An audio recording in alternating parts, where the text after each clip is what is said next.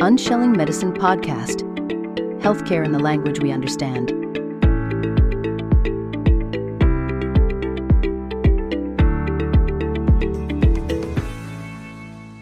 Hello, welcome to another episode here. I have the pleasure of discussing things with Alana. Alana is a naturopath. She's also a nutritionist. So pull in close. Another time to learn. Alana, welcome. How are you? I'm very well, thank you. I'm so excited to talk about things. Many things. So many things. All the things we can talk about and we will talk about. So, Alana, naturopathy and nutrition. Why the interest? Oh, that's a good place to start. The interest started a long time ago. My dad's a chiropractor, so I was brought up in a house of, let's say, health. Your body has the ability to heal itself. What made the body heals the body. This has been, health as well. These type of things have been echoed in me for a very long time. So growing up in this, household, and then, when I got to the point of what should I study, it was very easy thing for me to answer. And then looking in, naturopathy, which is kind of the umbrella term for nutrition, and also herbal medicine, a very holistic way of looking at the body, client-centric, so to say. And then over time, I realized nutrition is one thing that everyone is involved in. Everyone eats several times a day. So more and more, and my work became more involved in nutrition because, food can be our biggest source of medicine. So that's where I've kind of landed. But there is so much more involved in healing your body and looking after yourself than just food. Right. And that's such a great foundation that you had from jump. Is there anything that maybe surprises you in your practice today in comparison to how you grew up? Like, are there certain things that make sense, like, oh, okay, now I see why, mom and dad insisted on this, or I never knew that. Well, even growing up in, let's say, a healthy environment, there's still a lot of societal and things that I pick up in my family as well that were perhaps detrimental. So, yes, maybe there's a lot of positives, but I think I just want to highlight some of the things, perhaps the lessons that I had to learn because, we all learn and grow together. Right. But, when it comes to food, for example, simple things like food rules, you have to finish everything on your plate before you get dessert. Whose rule is that? Sugar is bad, stuff like this. If you do this, then you'll get an ice cream. Using food as a reward. This was probably the biggest breakthrough for me in my work, working with women. We have all these food rules which keep us so restricted. And then throw in, when we become teenagers, the whole thing of this heroin chic skinny in order to be healthy, which is just completely bananas. So throw that in with all these crazy food rules that we have. And we have people with eating disorders. Sorry if that's a trigger warning for anything, but just all people with a skewed relationship with food, skewed relationship with their bodies. And I've had to learn that myself. And also having children have had to now rewire how I approach food and how I teach them how to approach food too. Absolutely. And it's incredibly important that you mentioned how these food rules that are not meant to really be injurious, but they do have injurious long-term effects, especially with women and the relationship to food and their body or weight gain. And especially for women, there's a lot that goes into weight gain, not just consumption, right? Yeah. Hormonal imbalances, right, can lead to weight gain, uncontrollable weight gain regardless of effort, right? So it's not just as easy as eat less, move more. Like that is, if it was that easy, then there wouldn't be just a multi-million-dollar industry based on weight. So yes, there's so many factors. Hormonal is one of them. Emotional is one of them. Movement, and of course, how we eat, this plays a factor in it, but it's not the be-all and end-all. We are complete ecosystems, our bodies. And the woman's body is extremely complex. And so long as we're just looking at one thing, we're kind of going down the wrong path. We need to see our bodies on a bit of a holistic aspect? So the marketing genius behind making women, believe. I just want to have a quick conversation. That's all. Yeah. Let's go there. Let's have a quick conversation. When we're talking about, food relationship, you mentioned finishing your plate before, leaving the table or having a dessert or whatever reward it is. Can you please talk about, the detrimental aspect of that, especially, with children and growing up in their relationship with food? Yeah. So we're taught these things, and I think the intentions are good. And, like if we think about perhaps not our parents, but maybe our grandparents, when scarcity and war was a thing and food was as scarce, and we should finish all the food that we eat. Back then, maybe that was a thing. So I remember my grandmother would say, I'm from a Chinese heritage, she would say, eat every grain of rice in your bowl. Like she would force us to eat that. She would say if we didn't do it, our partners that we marry would end up having that many holes in their face. Like just non-relatable things. So I think the intention was good. Eat your food in order to get dessert, or even if we fall over, using food as a reward. So maybe a kid has fallen over and hurt their knee. It's like, oh, come have a cookie. Like, let's make you feel better. So using food as a reward, or using, sweets specifically as a reward for finishing a meal or something like this, we have a wrong understanding of what the food is there for. We use it as a reward. So later on in life, we don't fall over and scrape our knees, but we lose our job. We get in a bad relationship. War breaks out somewhere in the world. We get overwhelmed. And instead of perhaps addressing those needs, we just fill it with sweets because we were taught that. So if you've had a long, stressful day at work or a long week and you're exhausted and you come home and you just feel that you need to sit on the couch and eat a tub of ice cream, it's not the ice cream. It's not that you're doing anything wrong. It's just that we have perhaps started to use food as a coping mechanism, which might have been stemmed from a younger age.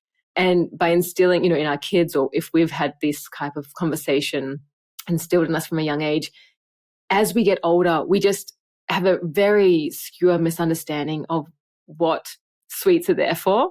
Food is food. I mean, you could argue that food is ultra processed and stuff like that. It's not really food, but it's all at the supermarket. It's all there to buy, but how much we eat of it, we have control of that. But if we've always linked that with an emotion that we don't want to really face, then we can have an overconsumption there as well. This can lead to emotional eating. It can lead to binge eating. It can lead to also eating disorders. I don't want to go too deep into that because it goes into a lot of trigger warnings and stuff like that. But yeah, it's just not really talked about. Right. It's just done.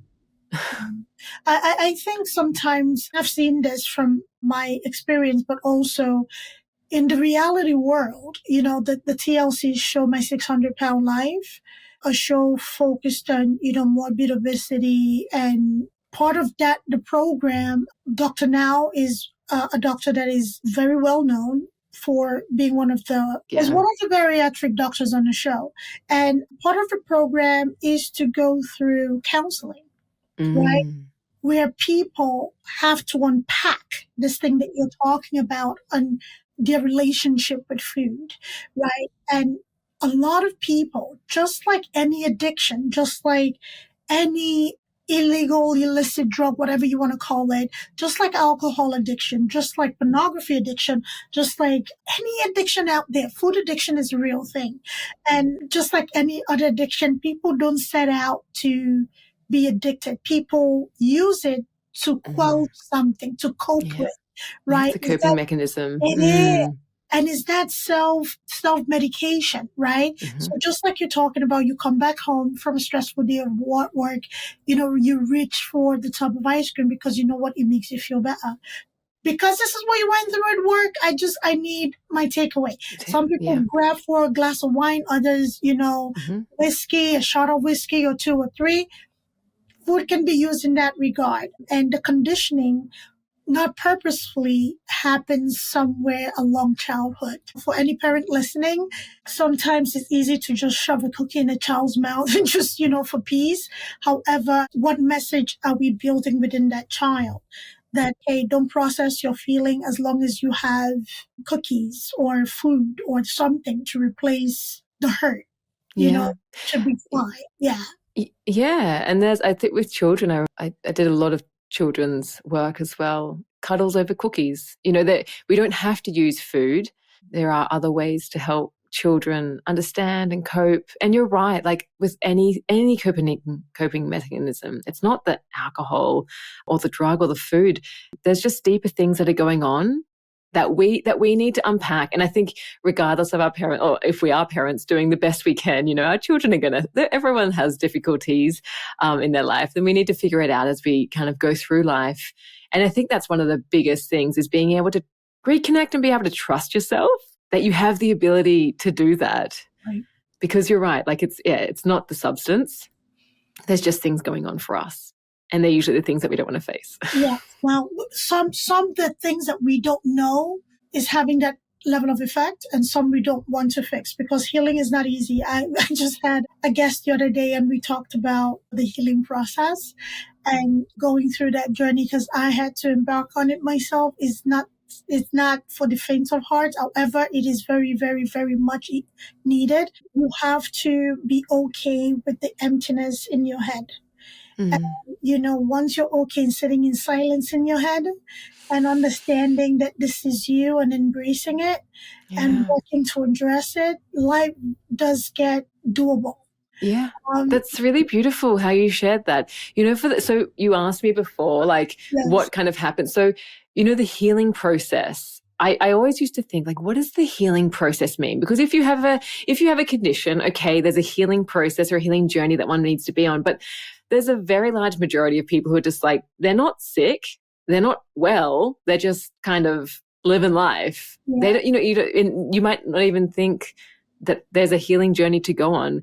And so now I kind of equate healing with growth, because we are all here to evolve. We're all here to grow. We're getting older, and I think also spiritually, intellectually, physically, we're growing, we're evolving.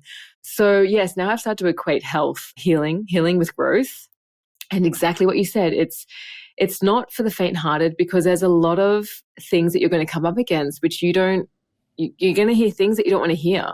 You're going to be faced with things that you don't really want to be faced with. And it is so much more comfortable to sit in the back seat and just let that pass.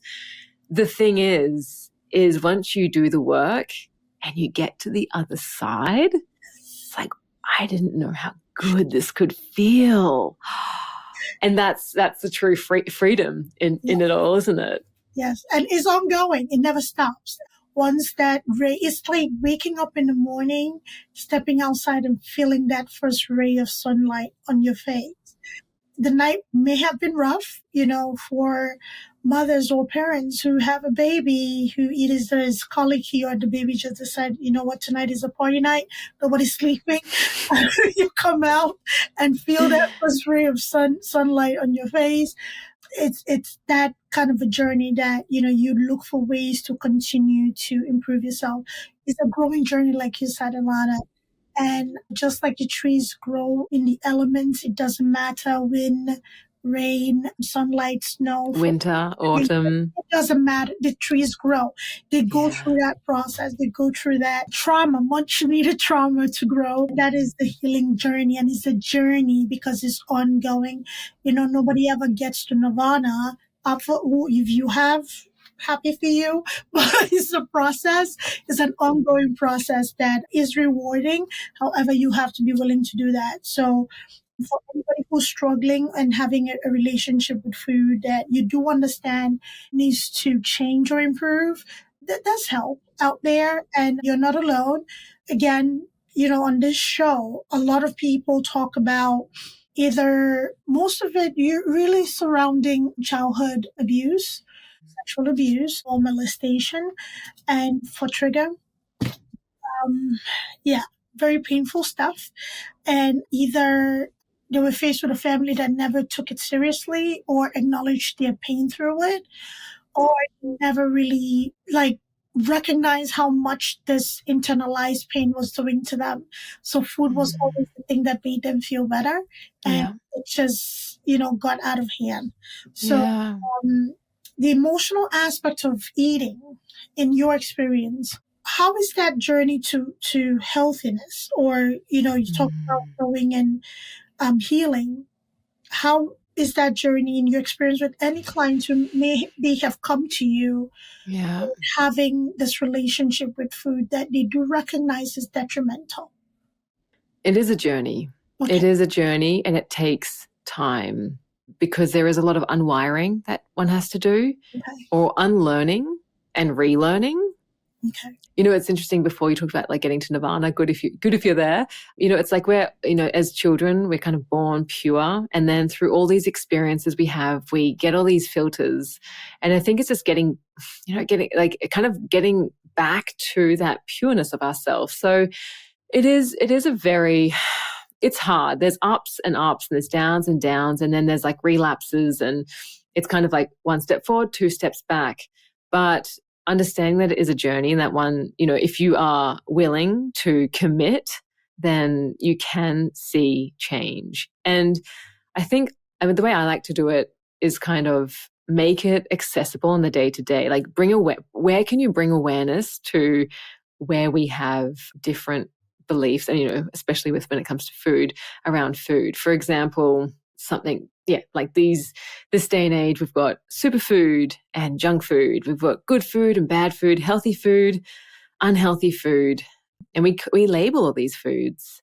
So if we're eating a salad, that's healthy, it's good, we're doing something good for ourselves. But if you're having the burger or the pizza, that's bad, and you're doing something bad for yourself. So why don't we just stop calling food good and bad? Let's just call it food. Yeah. And the thing is, it's not that easy to do, because even if we have that awareness, I went to a cafe the other day and it's like clean eating menu. I don't know, acai bowls or whatever they were serving. And I was really judgmental when I looked at it, because I was just like, that means that the kebab shop across the road is obviously not clean. The people who go there are dirty. You're dirty if you go there. You're not clean. You're not healthy. So what are we telling ourselves? Like, we're eating these food, and even though it's delicious, because every now and then we all love a burger, we love a pizza and fries. Oh man, like we all love that stuff. So we're eating it because we love the taste of it. But at the same time, we have this narrative running in us. We're being bad. I've got to work harder at the gym tomorrow because this isn't good. So let's just stop doing that.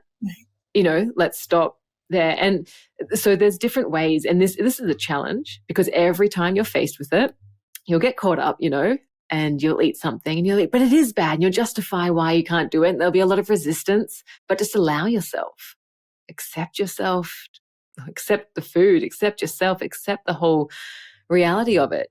The value of a food does not create the value of you. We need to let go of these ideas. So again, it's not a quick, you can't just take a pill and it's solved. There's a lot of work that needs to be done or undone and then redone. It's like the marketing. You are what you eat. The weight loss industry is a multi-billion-dollar industry. And then we have, the fat diets. What is your take on that? Fat diets. Oh my God. I'm not a diet person at all. I'll say that up front. I hate diets. I hate restrictions. Like, I want you to I feel great. Eat cake, feel great. And anyone who's got a child, and I learned this the hard way. I've got an 8-year-old now and a 5-year-old. But when my eldest was, I think, 2.5, he went to his first birthday party. And because I was a naturopath nutritionist, like I didn't eat a lot of sugar. My child wasn't going to eat sugar. Like, we were going to be the sugar-free, we put apples instead of sugar and cakes and stuff like that. And that's fine. I'm not like, if you do that, like, it's beautiful. And there's also a really nice way of doing it. But I was doing it with the intention of like trying to protect my child from sugar, thinking that if he ate, these natural alternatives, he would never eat sugar. Fast forward to his first invitation to a birthday. There was a beautiful birthday cake surrounded with Smarties. There were no Smarties on the cake. And I'm seeing my child like grabbing all the Smarties from the birthday cake, which hadn't been cut yet, shoving them in his mouth. And I'm just thinking, we have a problem here. There is there is not a relationship. We don't have sugar at home. So now it's just like free for all. And I had to oh man, did I had to like put on the brakes of what I was doing. And I realized this restriction is not serving anyone. Yeah. So I've had to relearn that through teaching my child. We can't restrict. You can't restrict children, and adults are just large children, when we're no different really. So we just need to, it's all within moderation, we can't. And if the more you restrict yourself, the more likely you are to binge later. So when you have that awareness, yes, but it's also because there's a fine line. If you're having no restrictions, and there's some people that would just say, well, I'll just have it all the time. Give it to me. And you know what? You might have to go through that process of allowing that to be okay. Allowing yourself to eat cake, if you've been on a diet trend for long enough, it's really hard to get out of that. But you know that diets don't work. 95% of people who go on diets end up back on a diet because the diet didn't work. So yes, a lot of work that goes through there. But again, awareness is the first thing. Just having that idea, okay, there's another way. There is another way. And there is another way. Absolutely. I agree. And, again, marketing, people will sell you a bridge. The natural occurring sugars in nature, if sugar was all bad, we will not have sweet fruits. However, there are chemicals, sugar alternatives that are not healthy. Mm-hmm. Okay. Mm-hmm. And I think the end of the day is about education, knowing what is healthy, what is not, knowing what to avoid or what to have. It's all in moderation. It's moderation game. But you're right. It's also the education around it, because there's also a lot of fear mongering out there. Like there's people that will just say, like, don't eat sugar. It's so bad. You'll get cancer. And yes, there is some truth in that. But again, it's never just one thing. The birthday cake that you're having at your kid's birthday is not going to be the one straw that breaks the camel's back. Right. There are many things we need to think about. It's just like a little bit here, like a glass of water. You're right. There are sugar or sweetener alternatives that are not healthy for several reasons. Firstly, what they're made from. Secondly, they spike your taste buds, and then you kind of have the taste that you want to get that sweet. You'll never find that sweetness in nature. So there's a few things going on. So sometimes you do need that guidance. Mm-hmm. Sometimes you do need to make informed choices around that, because otherwise you do just end up being scared of all food. Mm-hmm. Right, it's true. Education is key. And the one thing that I'm seeing with some, not all, health insurance companies for countries that have them, is the offering of nutritionist services or nutrition counseling as a means of preventative healthcare, as opposed to the normal reactory healthcare where things have to go wrong for us to seek help. So I think that I see that as a very positive thing, because most people that I've come across have the intention of doing good for themselves. Is the education, knowing what to do. You have someone coming at you, this is bad, that is bad. Almost everybody on social media is a guru right now. So true. They talk about, all this good and bad stuff. Not to say everything is good or everything is bad. However, understanding what detrimental effect something has and in what capacity and what amount is important. So yes, listen to those people. But if your health insurance or your community has access to a nutritionist or nutritional services, look for somebody who actually does this for a living. Yeah, you're right. Everyone has the intention to do well for themselves. And I think sometimes with these influencers or just people, on social media, don't follow everyone.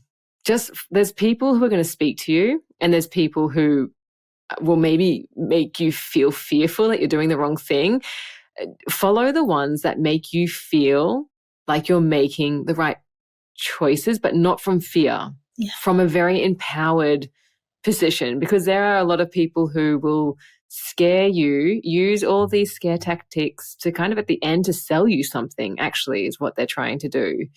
If they're selling something behind it, then kind of question what they're saying. That's my general rule that I use on social media, because you're right, everyone's doing something. And I think there are a lot of people out there who have had their own journey to overcome this, that, and the other, and you can relate to them.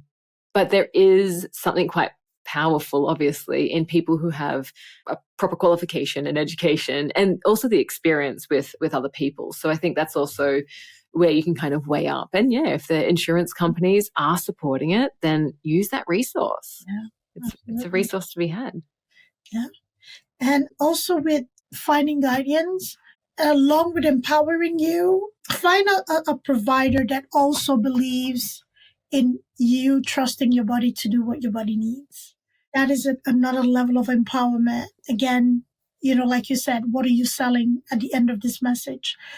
It's an open market out there, and especially in the US media, where drugs and other things, I should say medication, openly supplements too. Supplements as well, are openly advertised while you're having a family TV night or day or morning. You are constantly exposed to different information and infomercials.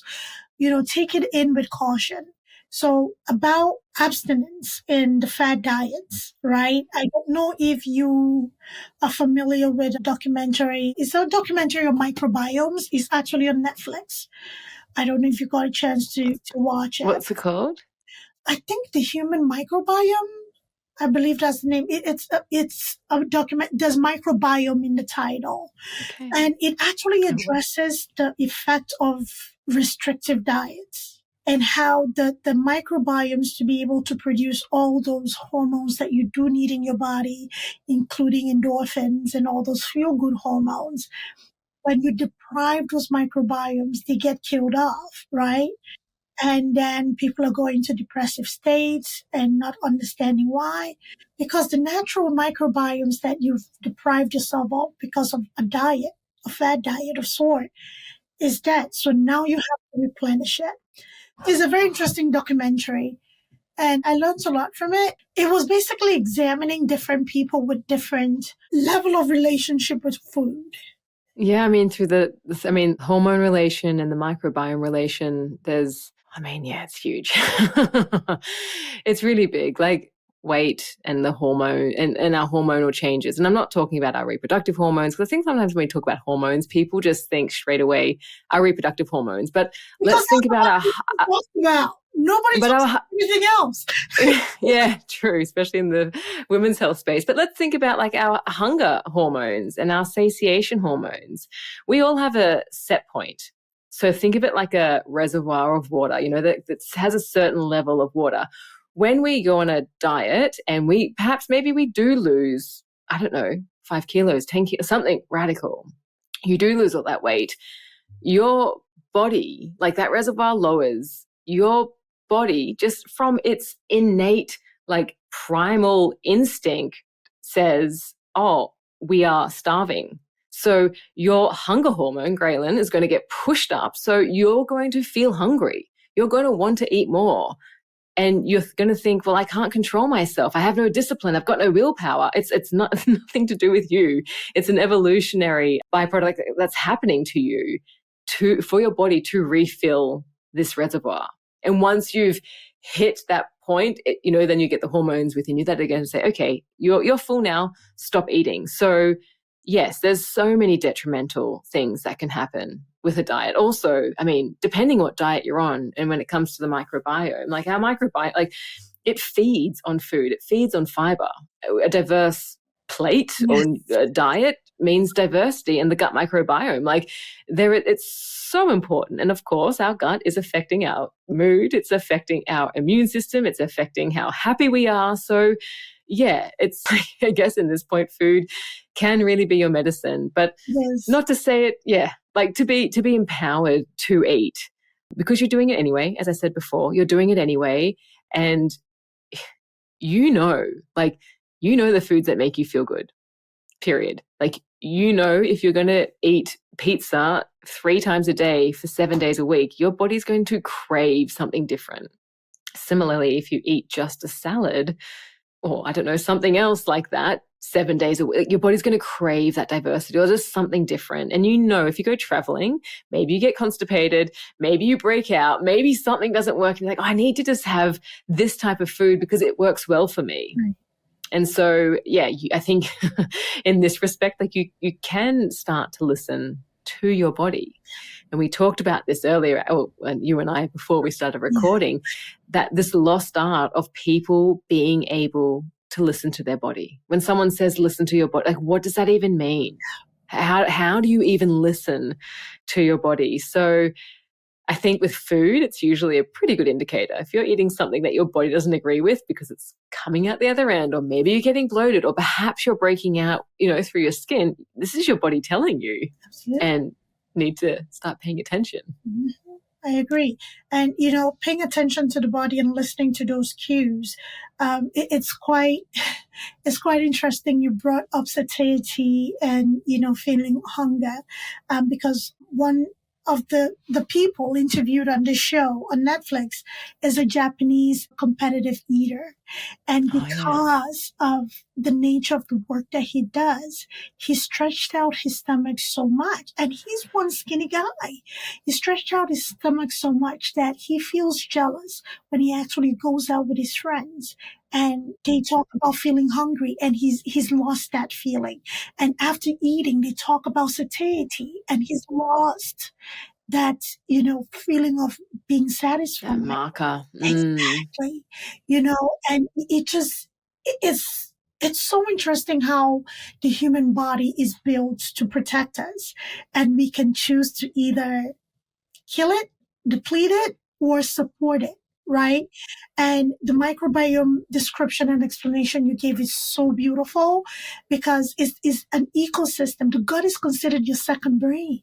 And I had a guest the other day that so explained it. When a fetus is conceived and is maturing, the head and the gut is usually together, and they only separate as the baby grows. Right? Beautiful. So, I know. And that is such an intricate understanding connection of our bodies. Everything that we need.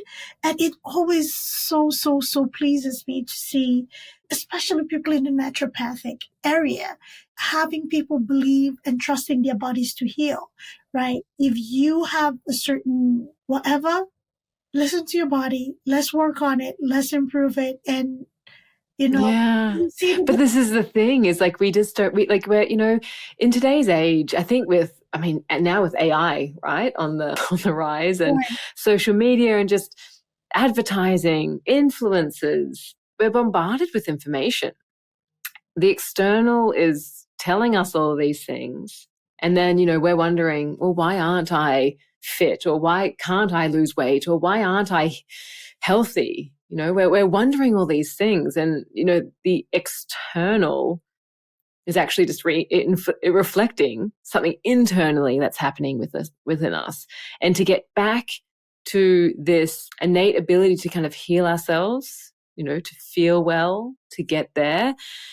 I think it's easy to say, kind of listen to your body, but it's just, I really think it's a lost art. I really just think it's something that we're not really trained how to do. We're not taught how to do. And we're not necessarily learning how to do it because we're putting a lot of blind faith in the experts, the influencers, the doctors, this, that, and the other. So, yeah. So where can a person go when that regulation knob is broken, right? Because we talked about the influences as, children growing up. We've talked about, say, a career, like a competitive eater.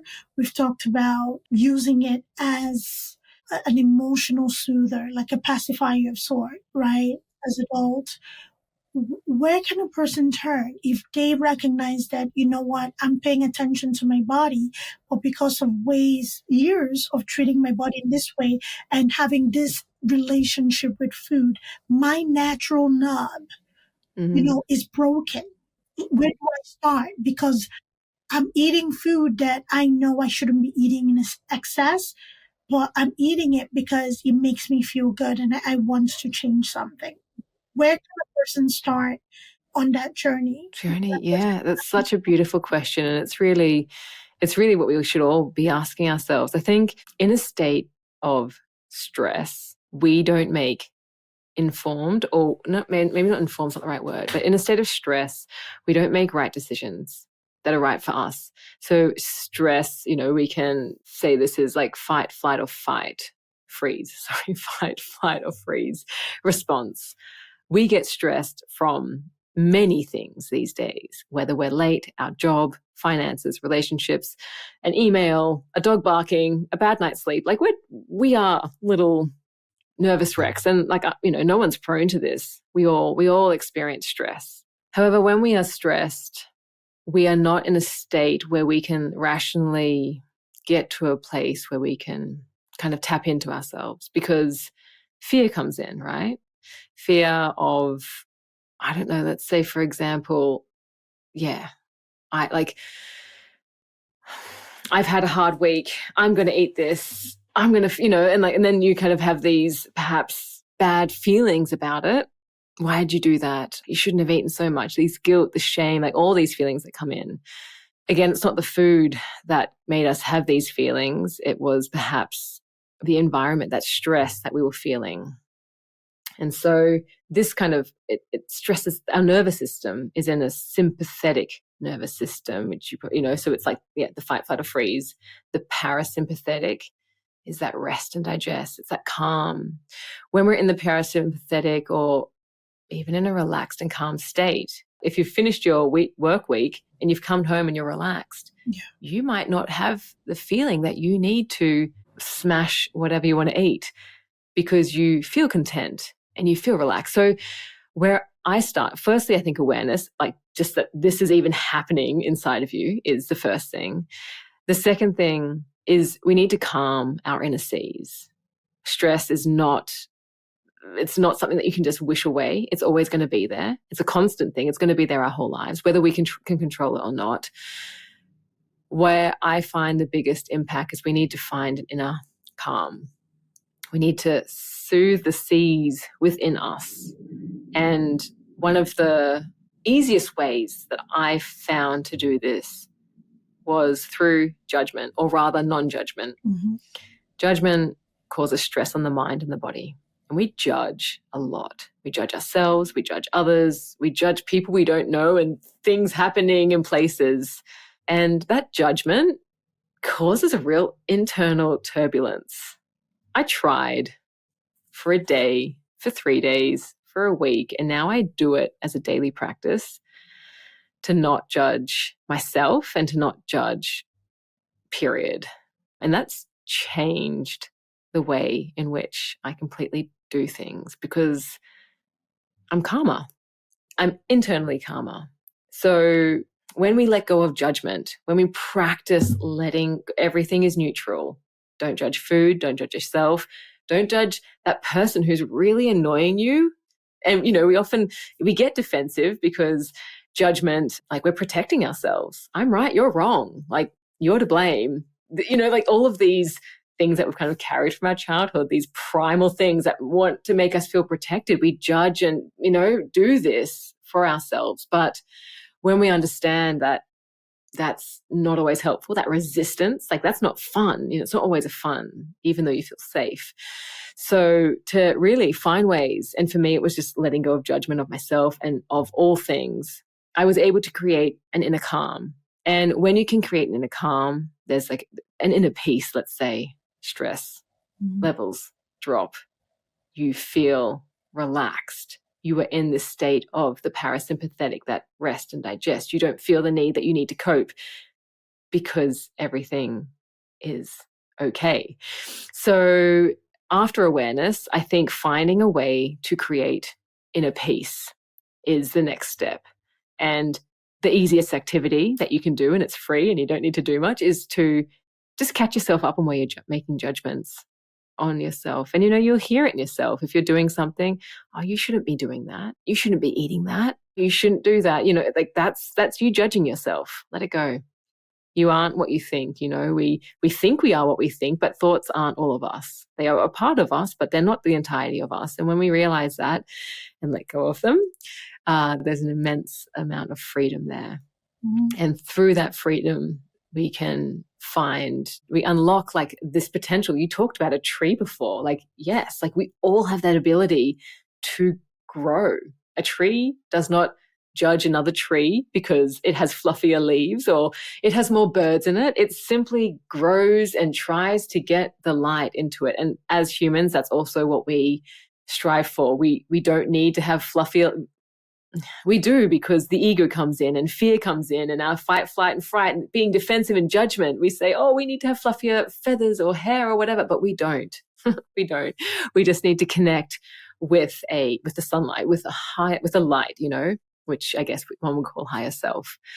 So, wow, that was a very long roundabout way of answering that for you. I love it. I love that.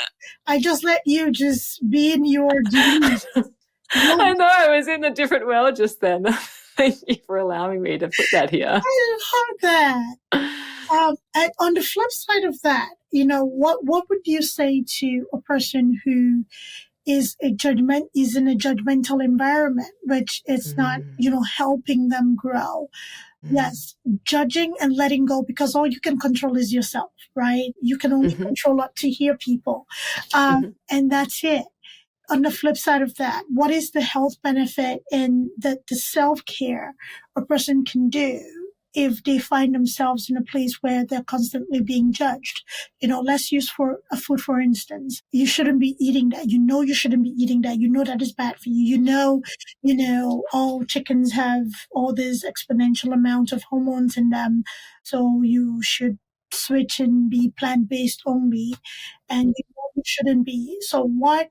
Even if that has a truth to it, okay, and a person is on their journey, because a journey is a journey. It's not a one-day's event. What would your feedback be for a person who's experiencing this? Yeah, well, usually when we're the ones being judged, or when we think we're being judged, I should say, because we don't, it's how we receive it. If someone is saying you need to be vegan and not eat chicken, and you start to judge that person because they're talking to you, then there's resistance there. And I would often say, why is that bothering you? Like, dig deeper there. When you get angry at someone because you think that they're judging you, ask yourself, why am I annoyed at that person? What's going on there? You can often, if you think, I don't want to say think long enough, but if you kind of try to find the connection between what you've experienced and why that person's annoying you, you might get down to a point of, someone said when I was younger that I didn't know what I was talking about and I'm not smart enough and I should do what they're saying. Something like this, like these beliefs that we tell ourselves. Later on when we're adults, someone's telling us, hey, what you're doing is wrong and what I'm doing is right. You get offended or triggered by, thinking that they're judging you, but it's more, well, why am I triggered? And then perhaps you want to judge them back. Why is there resistance there? Like, I think in the resistance, you will often hear things that you don't want to hear. You will often be in situations that you don't like. It's uncomfortable when you face resistance, when you face like those, I don't want to call them demons, but just, the being told, being felt like you're being judged, for example. Work on that. Just work on that, write it down, dance it out, think about it, transmute it, meditate it out, move your body, get it out of your body, go get a massage maybe, do something to acknowledge it. And then get that out of your body. Get the fact of why you're being triggered. Just let it go and let it go mentally. And I know that sounds really easy to let it go because you can't. You're right. You're right and you're righteous and you're in the way that you're thinking. And I know that I battle this as well. It's, as you said, it's a journey. It is. And I think there's we get better at it. I would say practice makes progress. We often say practice makes perfect, but perfect is just something no one's ever going to achieve. Illusion. It's a complete illusion. What is perfect even? Practice makes progress. And as long as you're making progress, you are heading in the right direction.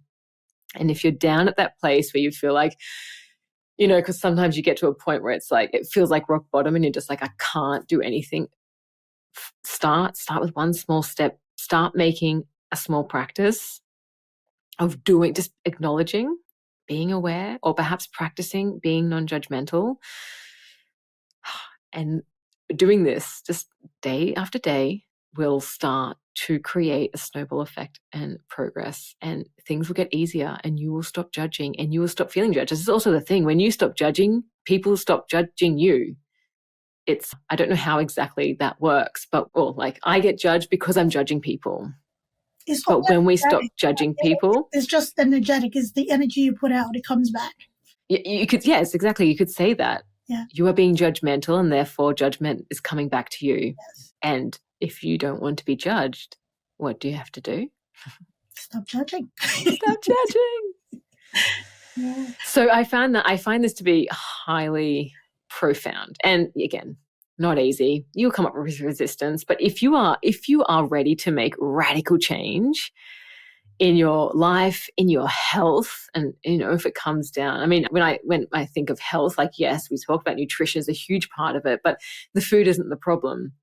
It's so much about what's going on inside of us. If you want that body, if you want to be fit, if you want to have that certain look and feel, the reason that you are not seeing it on the outside is perhaps because it's not resonating in the right frequency on the inside. Once you find that spot on the inside where you don't judge yourself, there is no fear, there is no doubt. Fear and doubt will always be there, but it's not as loud as the love and compassion that you have for yourself. When you start to feel that on the inner, it reflects then on the outer. Yeah. So it's not even about how you actually look. You can see different walks of life, different shapes of life. And there's people that just, have, and it doesn't matter it doesn't matter their size, doesn't matter their height, doesn't matter their hair color, whatever, they've got something, and that's nothing to do with the external. They're reflecting the internal. So gotta get in, people. That's right. And that inner work takes time, it takes energy, and it takes being purposeful, because it controls a lot. And, the resistance that you talked about is that if you see two bulls go at each other, there's a lot of clashing and force. However, not the greatest example, but, in a bullfighting with a matador, when they have the red capes, when they do that, the bull just goes right, towards that. There's no clashing force. And I have learned to not let people annoy me, because I know I can get easily annoyed. I know my patience, and I know what I know my threshold. So in exercising this, I've been able to expand that threshold longer than I thought possible. So when anybody has anything colorful to say, as opposed to getting offended, like, excuse me, okay.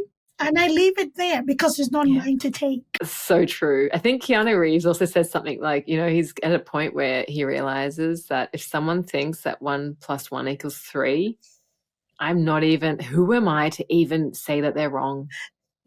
Conserve your energy. Like, you don't even need to have that conversation. Like, oh, okay, cool. Yeah. All right. Yeah. And that's it. And that energy dies there, because there are people, believe it or not, who actively look for fights. The people who actually act in a way or live their lives to get a rise out of people. And if I can starve you of one less human, I'll be proud of myself and save myself a lot of energy. Because if I leave that there, I save myself the energy of having to process what you said. Totally. Because if I react to what you said, I would think of so many things I would have said in that moment after we are done, and I'll keep relieving it. But if I say, okay, that is me agreeing to whatever you're bringing, that this is a you thing, is not for me. That energy is not mine. So I can agree that this energy is yours and you can keep it. Okay.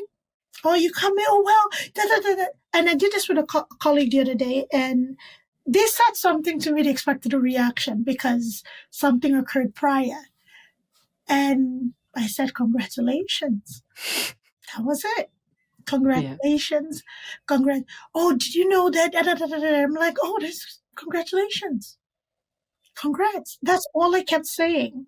And that conversation lasted all of 2 minutes and it ended, right? Because it would have led to gossip. It would have led to bringing other things in. It would have led to things that I was not interested energetically to be involved at that time. And because that conversation ended that way, I walked out feeling lighter. So you don't have to accept every invitation to the fight. No.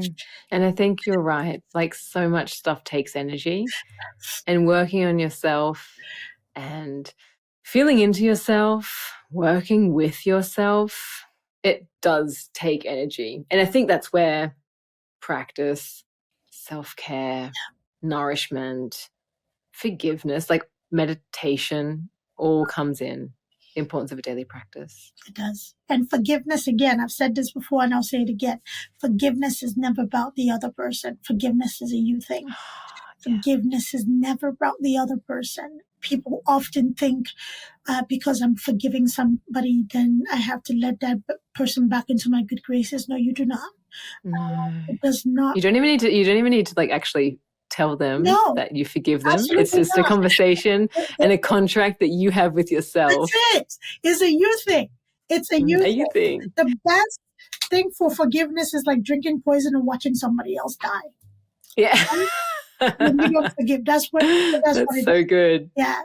So, Lana, please tell our listeners, this was such a great conversation. Loved it. So please, please, please, I absolutely love that we got time to talk, and I'm very grateful that you made time to be here. Please tell our listeners, where you can be found in case somebody has a question or they're curious about recognizing that their relationship with food or healing is something that they would like to improve on. And they would like to hear you talk about it, or at least maybe work with you. Can you tell the listeners where they can find you? Yeah, sure. So my website is alanabonnemann.com. I'm sure you'll probably link it somewhere below. That's where you can find, some free resources. You can also find a link to the podcast, but you can also find the podcast anywhere. Health After 30. It's holistic health for women. Yes. It does talk a lot about nutrition, feel good weight there, but it's very holistic. Yes. With just women kind of reaching their full potential in all the different ways they can do that. So that's where I chat about stuff there. And I guess it's also on YouTube too. But everything that you can find about me, or if you want to also have a chat, you can feel free to email me. I'm just a person on the other side. I'm a one-man band, on the other side of an internet site. AlanaBonnemann.com. I love it. Are you on socials anywhere? I am. Naturopath Alana is where I am. Yeah, YouTube and Instagram and the website. But I feel like the website's the hub, But yes, from there you can find everything and everywhere else. But yeah. Beautiful. On Instagram as well. Love it. Love it. And yes, like Alana said, we are going to link everything in the show notes. Everything Alana will be there. We love to hear about our guests, and we love to look them up and work with them and ask questions. It's not a journey. Life is not a journey you should embark alone. It is a community-based project. So, grow on the shoulders of others. We shouldn't.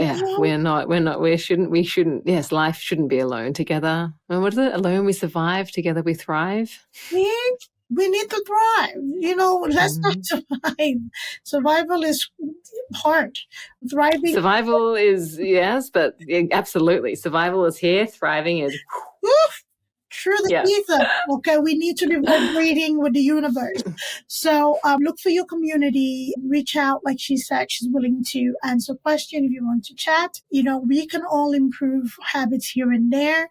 And we don't need to feel guilty while on that journey. And if you want to feel supported, find somebody you can feel comfortable with chatting with, whether it's your doctor, whether it's your, nutritionist, your naturopathic healer, whoever you can feel comfortable with communicating with and support your journey.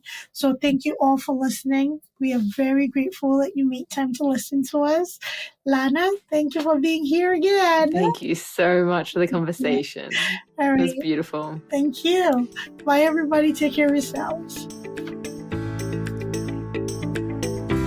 Thanks for tuning in to Unshelling Medicine Podcast. If you want to stay up to date with the latest episodes, make sure to hit that subscribe button on your favorite podcast platform. If you enjoyed today's episode, please take a moment to leave us a review. Follow us on social media at Altruistic Scribe on Instagram, TikTok, Facebook, YouTube, and LinkedIn. We share additional tips, updates, and health-related content that you won't want to miss. Have any questions or topics you'd like us to cover in future episodes? Reach out to us at altruisticscribeco.com. We're always eager to hear from our listeners and tackle the health topics that matter most to you. Until next time, stay healthy and take care.